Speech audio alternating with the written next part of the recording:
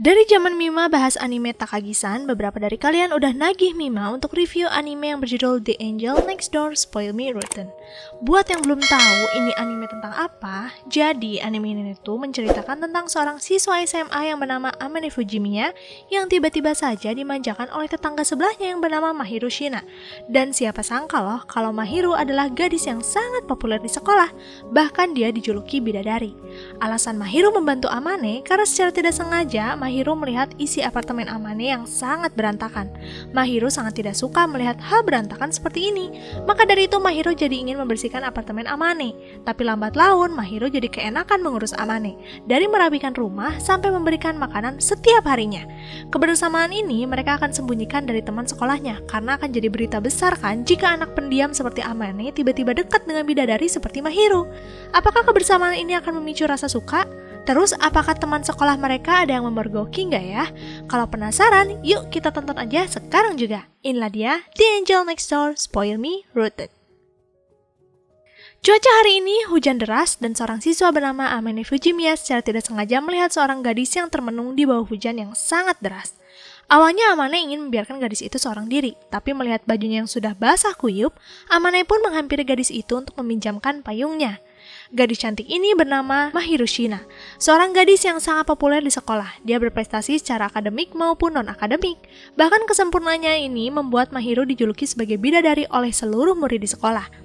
Walaupun Amane membantu Mahiru sebelumnya, Amane dan Mahiru memutuskan untuk tidak saling sapa di sekolah. Lalu di sini Amane terlihat sangat lemah. Dia demam karena hujan-hujanan setelah meminjamkan payung kepada Mahiru. Saat dia akan masuk ke apartemennya, ternyata di depan pintu ada Mahiru. Mahiru berniat mengembalikan payung. Saat Amane membuka pintu apartemen, Amane hampir jatuh karena dia lemas. Mahiru pun memaksa Amane membantu masuk ke dalam. Dengan terpaksa, Amane pun mengizinkan Mahiru membantunya. Tapi saat masuk ke dalam sana, Mahiru terkejut melihat keadaan kamar yang sangat berantakan. Mahiru pun izin pulang untuk mengganti pakaiannya dulu. Mahiru akan mengurus Amane. Saat Mahiru pergi, barulah di sini terungkap kalau Mahiru tinggal di samping apartemen Amane. Singkat cerita, Amane terbangun dari tidurnya dan dia melihat Mahiru di kamar. Melihat Amane yang sudah tersadar, Mahiru pun memberikan bubur buatannya. Kejadian Mahiru yang hujan-hujanan membuat Amane penasaran. Maka dari itu, dia menanyakan kepada Mahiru apakah kemarin saat di taman Mahiru sedang bertengkar dengan pacarnya. Mahiru pun mengelak. Di sana, Mahiru ternyata hanya ingin mendinginkan kepala. Selain itu, Mahiru tidak punya pacar juga sih. Mendengar hal itu, Amane tentu saja terkejut. Seseorang yang populer seperti Mahiru tidak mempunyai pacar. Setelah kejadian hari itu, mereka kembali beraktivitas seperti biasa, seakan-akan tidak mengenal satu sama lain. Tapi di suatu malam, saat Amane melihat bintang di balkon, secara tidak sengaja ternyata di sana ada Mahiru juga.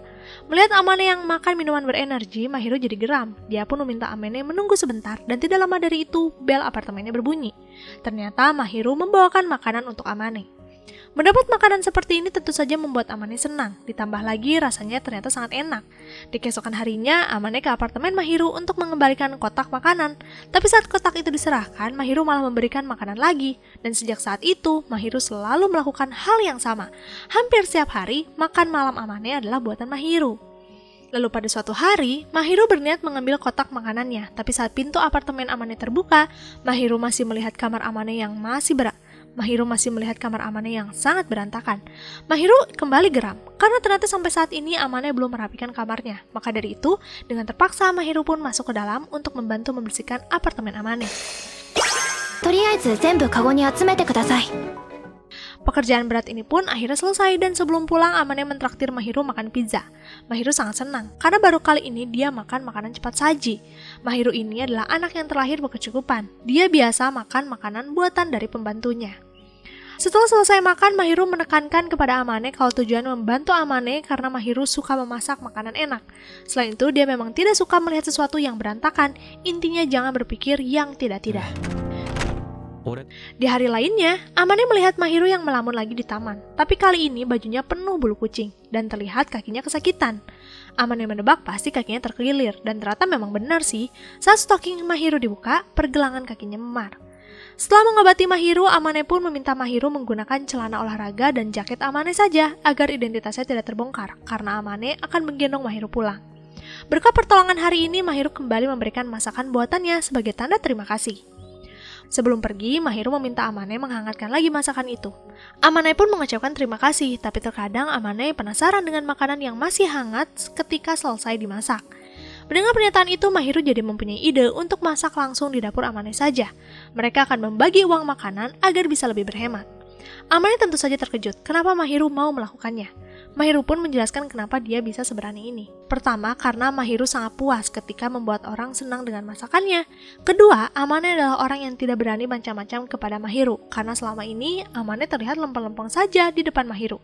Tidak seperti laki-laki lainnya yang pasti langsung memanfaatkan kebersamaan ini. Sejak perjanjian hari itu, Mahiru selalu masak di tempat Amane, dan jika dipikir-pikir, Amane merasa seperti simulasi mempunyai istri. Tapi terlepas dari itu semua, Amane sangat beruntung karena dia akan selalu makan makanan sehat dan enak tentunya. Omatase shimashita. Lalu di sini, saat Mahiru akan pulang, secara tidak sengaja dia menjatuhkan kartu pelajarnya. Di sana tertulis kalau ulang tahun Mahiru sebentar lagi. Sejak melihat hal itu, Amane jadi terdorong untuk memberikan kado. Dia pun meminta saran kepada sahabatnya Chitose Shirakawa dan Itsuki Akazawa, pacar dari Chitose, tentang kado apa yang tepat untuk seorang perempuan. Di sini Amane tidak memberitahu identitas Mahiru, dia hanya memberitahu kalau Amane ingin memberi kado untuk tetangganya. Tentu saja, kabar ini adalah kabar gembira bagi mereka berdua, karena baru kali ini loh Amane perhatian kepada seorang perempuan. Setelah menerima saran yang cukup banyak, akhirnya sampailah pada hari ulang tahun Mahiru. Beres makan malam, Amane langsung memberikan kado. Tentu saja Mahiru kaget dari mana Amane tahu tanggal lahirnya, karena selama ini Mahiru tidak pernah memberitahu siapapun. Amane tentu saja memberitahu kalau dia lihat tanggal lahir Mahiru dari kartu pelajar. Mahiru pun membuka kadonya dan di sana ada hand cream dan boneka beruang. Mahiru sangat senang bisa mendapat hadiah seperti ini, karena ini kali pertamanya Mahiru menerima hadiah. Mahiru sengaja tidak pernah memberitahu orang lain tentang ulang tahunnya, karena Mahiru tahu pasti akan banyak yang memberikan kado. Mahiru gugup menerima hadiah dari orang asing. Hadiah Amane diterima karena di mata Mahiru, Amane bukanlah orang asing. Mendengar hal itu, Amane sangat tersipu malu. Di keesokan harinya, Amane tiba-tiba kedatangan ibunya yang bernama Shihoko Fujimiya. Kedatangan dadakan ini membuat Amane gugup karena ternyata di waktu yang bersamaan Mahiru sedang ada di sini. Sebelumnya Amane meminta Mahiru segera sembunyi dan kabur diam-diam, tapi yang terjadi Mahiru malah ketiduran. Alhasil Shihoko malah menemukan Mahiru di kamar Amane.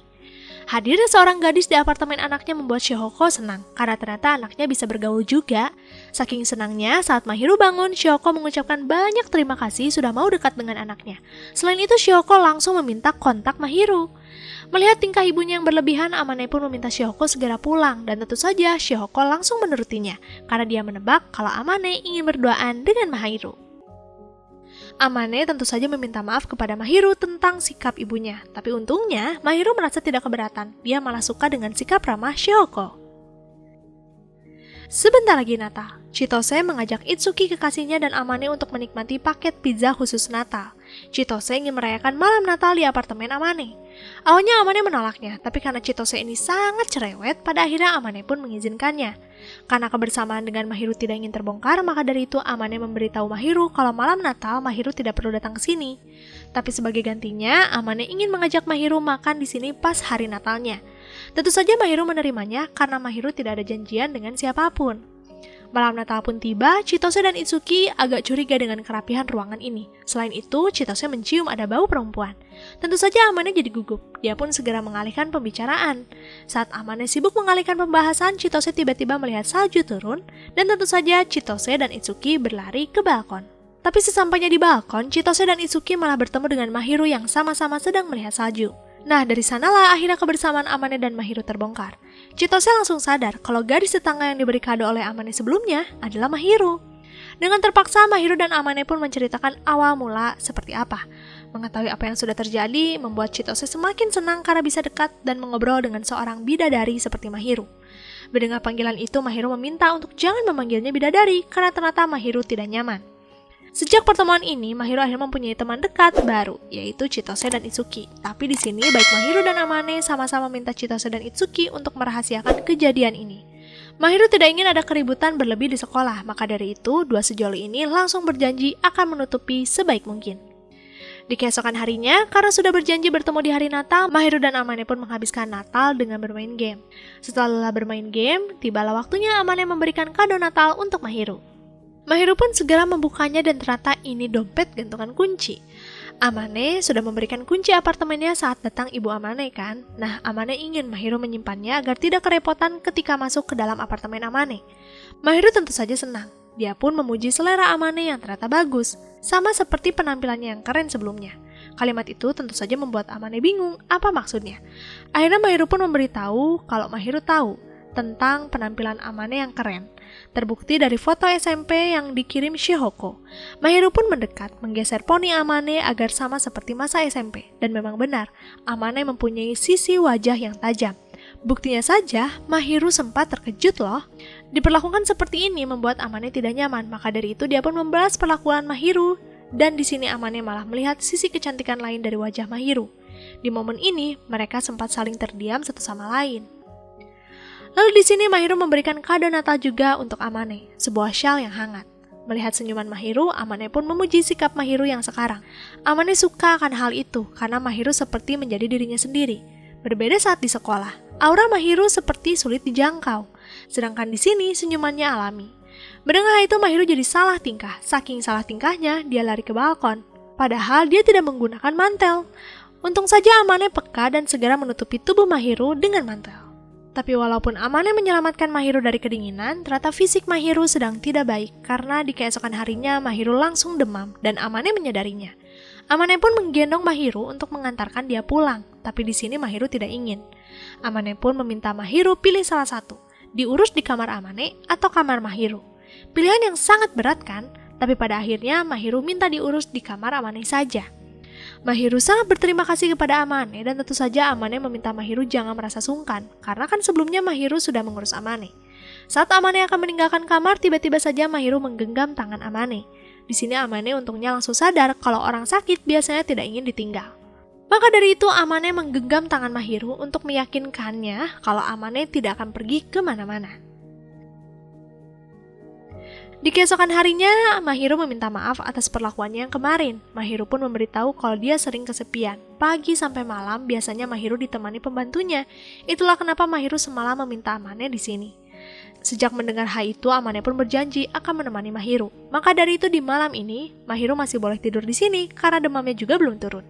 Amane pun mengeluarkan tangannya meminta Mahiru segera tidur.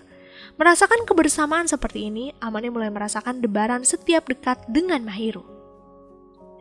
Malam tahun baru, seperti biasa Amane dan Mahiru menghabiskan waktu bersama dan saat menginjak tengah malam, Mahiru mengalami kantuk yang luar biasa. Dia bahkan tertidur di pangkuan Amane.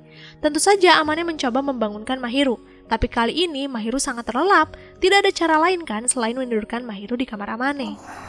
Oyasumi.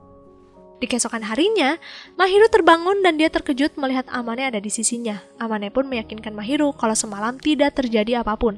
Mahiru aman tidur di sini.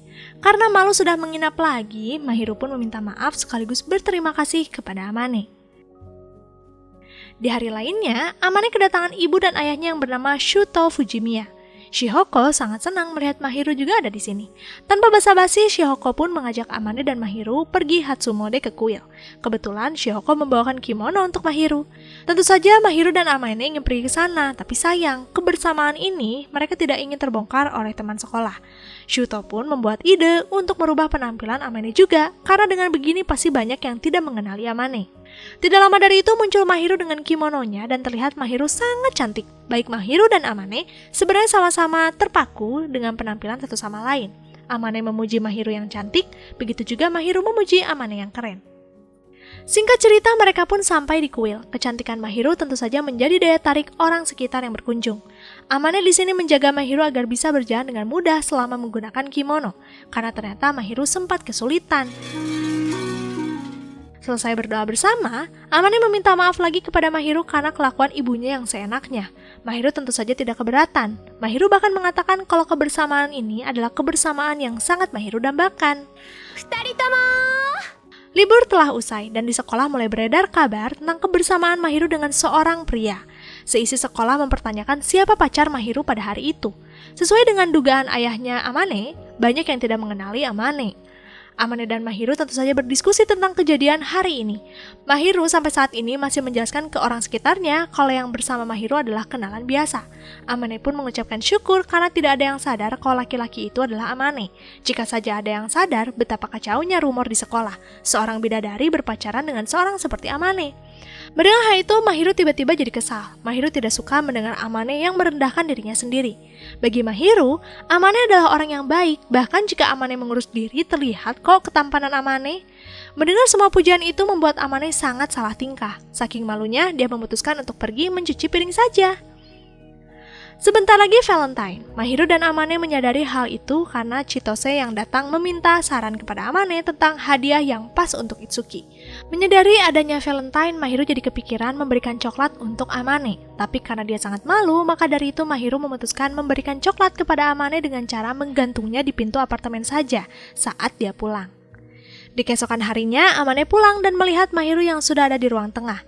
Amane pun berterima kasih atas coklat yang sudah diberikan. Amane akan membalasnya di White Day nanti. Dengan malu-malu, Mahiru menjelaskan kalau dia memberikan coklat karena Amane sudah baik selama ini kepada Mahiru. Selain itu, Mahiru tidak berharap dibalas ketika White Day nanti. Di tengah keheningan, tiba-tiba saja Mahiru penasaran dengan hari ulang tahun Amane. Amane pun memberitahu Mahiru kalau ulang tahunnya di bulan November. Mendengar itu, Mahiru menunjukkan kekesalan karena kenapa Amane baru bilang sekarang. Padahal di bulan itu mereka sudah kenal. Amane pun menyadarkan Mahiru kalau di bulan itu mereka belum sedekat ini. Lagi pula akan aneh kan jika tiba-tiba memberitahu ulang tahun ke orang asing. Mahiru tidak mengelak karena ya masuk akal juga. Maka dari itu Mahiru pun berjanji di ulang tahunnya yang akan datang, Mahiru akan memberikan hadiah kepada Amane. White Day pun tiba. Amane memutuskan memberikan kado dengan penampilan rapihnya dan hal ini tentu saja membuat Mahiru salah tingkah. Amane pun mulai memberikan kado itu dan terlihat isinya sebuah gelang yang sangat cantik. Selain itu ada tiket buatan Amane yang fungsinya bisa digunakan Mahiru untuk menyuruh apapun kepada Amane. Mahiru sangat senang, dia pun meminta Amane memakaikan gelang itu. Melihat senyuman Mahiru, sempat membuat Amane menyadari betapa cantiknya Mahiru. Sepulang sekolah, Amane mengobrol dengan Itsuki dan di sana Itsuki membahas kalau sejak Amane dan Mahiru dekat, Itsuki menyadari banyak perubahan di diri Amane yang jadi lebih baik. Dipikir-pikir kehadiran Mahiru sudah seperti istri bagi Amane. Mendengar hal itu Amane hanya terdiam, dia memikirkan kalimat itu seharian. Bahkan saat pulang ke rumah dan disapa Mahiru, Amane semakin sadar kalau apa yang diucapkan Itsuki ada benarnya. Amane seperti mempunyai istri baru di tempat tinggalnya. Perasaan apa yang akan timbul di hati mereka berdua? Kalau penasaran, nantikan aja di part 2. Makasih buat kalian yang udah mampir di channel ini. Sampai jumpa di next video. Jamatane, arigato gozaimasu.